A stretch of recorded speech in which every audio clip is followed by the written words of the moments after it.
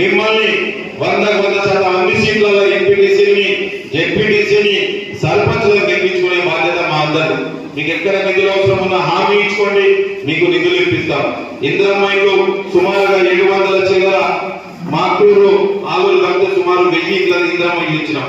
ఇంకా ఎక్కడన్నా నిజమైన అర్హులు ఉంటే అది కూడా లిస్ట్ చేయండి, అది కూడా ఆమోదింపజేస్తానని చెప్పి కూడా ఈ సందర్భంగా తెలియజేస్తున్నాం. అంతేకాకుండా ఆల్రెడీ వచ్చిన వాళ్ళు ఉన్నారు, శాంక్షన్ అయిన వాళ్ళు ఉన్నారు. దగ్గర ఉండి వాళ్ళ ముగ్గు ఓపి బేస్మెంట్ దాకా దగ్గర ఉండి మీరు చేస్తే తదుపరి కార్యక్రమం అంతా కూడా జరిగిపోతుంది. ఎందుకంటే వాళ్ళ దగ్గర డబ్బులు ఉండకపోవచ్చు, డబ్బులు లేకపోతే ఏం చేయండి, ఎవరైనా మేస్త్రితో అటాచ్ చేయండి. లేకపోతే మహిళలు ఉంటారు, మహిళా సంఘాలు ఉంటాయి, మహిళా సంఘాల నుంచి ఒక పావుల వడ్డీ వాళ్ళకి ఇప్పియండి. నెల రోజుల్లోనే బేస్మెంట్ కట్టగానే వాళ్ళకి ₹1,00,000 మొదటి దఫా వచ్చేస్తుంది.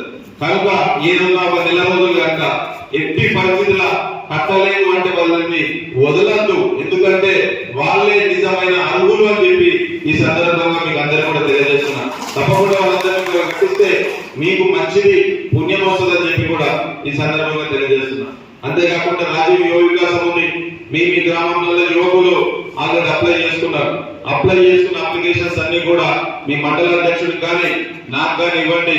వాళ్ళు నిజమైన అర్హులైతే వాళ్ళందరికీ కూడా రాజీవ్ యువ వికాసం ద్వారా 1,00,000 నుంచి 3 లక్షల వరకు 4 లక్షల వరకు ఇప్పిస్తామని చెప్పి కూడా ఈ సందర్భంగా తెలియజేస్తున్నాం. మీరు గెలవాల్సిన అవసరం ఉంది. ఏదైనా గ్రామంలో ఎంపీటీసీ కానీ ఇంకెవరైనా నాయకుడు కానీ ఓడిపోతే మాత్రం ఆ గ్రామ అభివృద్ధి అనేది కుంటుపడుతుందని చెప్పి ఈ దాంట్లో కూడా యాక్టివ్ ఉండండి. దాన్ని అవసరమైతే మంత్రుల దగ్గరికి పోదాం, నిధులు తీసుకొచ్చాం. మన ప్రభుత్వం వచ్చినాక వచ్చే ఎలక్షన్ లోపు ఎన్ని నిధులు తీసుకొచ్చినామో అవన్నీ చెప్పి దాని తర్వాతనే వచ్చే 2027-28 ఎలక్షన్ల ఓటు అడుగుదామని చెప్పి కూడా ఈ సందర్భంగా తెలియజేస్తున్నాం. కొంతమందికి ఇందిరమ్మ రాకపోవచ్చు, ఒక్క ఇంట్లోనే అన్నదమ్ములు ఉంటారు. ఈసారికి తమ్ముడికి ఇచ్చి మళ్ళీ ఒకసారికి అన్నయ్యకి ఇస్తాం అనేది ఒకటి ఉన్నట్టుంది. అట్లా ఎక్కడన్నా జరిగితే ఇదంతా కూడా నిరంతర ప్రక్రియ. ఎక్కడ కూడా నారాజు కావాల్సిన అవసరం లేదు. బరాబర్ వస్తుందని చెప్పి మీరు భరోసాతో ఉండాలి. 100% మీకందరికి ఎవరైతే ఎలిజిబుల్ ఉన్నారో వాళ్ళందరికీ కూడా రాజీవ్ యువ వికాసం కానీ ఇందిరమ్మ పథకం కింద ఇల్లు కానీ ఇంకా రేపటి నాడు ఇంకా ఏది ఇచ్చినా గానీ మీకు అందరికీ ఇచ్చే విధంగా మేమందరం కూడా కష్టపడతామని చెప్పి కూడా తెలియజేస్తూ చాలాసేపు ఓపికగా ఉన్నారు.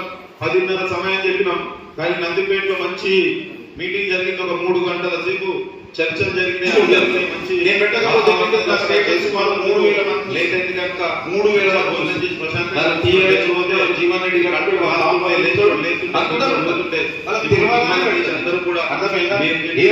అందరూ కూడా విన్నారు. ఆ సూచనలన్నీ కూడా పాటించి అందరూ కూడా యూనిటీగా పనిచేయండి. ఎలక్షన్స్ అప్పుడు కంపల్సరీ మీ గ్రామాలకు వస్తాం. అవసరమైతే మీ గ్రామంలో ఎక్కడైతే వీక్ ఉందో అవసరమైతే అదే గ్రామంలో పల్లె నిద్ర చేసి మిమ్మల్ని గెలిపించుకుంటా అని చెప్పి కూడా ఈ సందర్భంగా హామీ ఇస్తున్నాం. అంతేకాకుండా మరొకసారి అందరం కూడా అందరినీ కూడా గెలిపించుకునే విధంగా పనిచేద్దామని చెప్పి తెలియజేస్తూ ఈ అవకాశం ఇచ్చిన పార్టీని నేను తల్లి లెక్క భావిస్తా. ఇది పాత కొత్త దానికంటే 100% కాంగ్రెస్ పార్టీలో కష్టకాలంలో ఉన్నోళ్ళకి ఫస్ట్ ప్రయారిటీ తప్పనిసరిగా ఇస్తారు.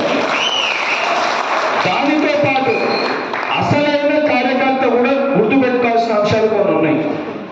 నికాసైన కాంగ్రెస్ పార్టీ కార్యకర్త పార్టీ బలోపేతం కోసం, పార్టీని గెలిపించడం కోసం, పార్టీ అధిష్టానం ఏ నిర్ణయాలను తీసుకుంటే నికాసైన కాంగ్రెస్ పార్టీ యొక్క నిర్ణయాన్ని నాకంటే అక్కడ పార్టీకి ఇంకొక అభ్యర్థి వస్తే పార్టీ గెలుస్తాడు, నేను గెలుచు కంటే పార్టీ అధికారంలో రావడం మొదటి ప్రాధాన్యత అని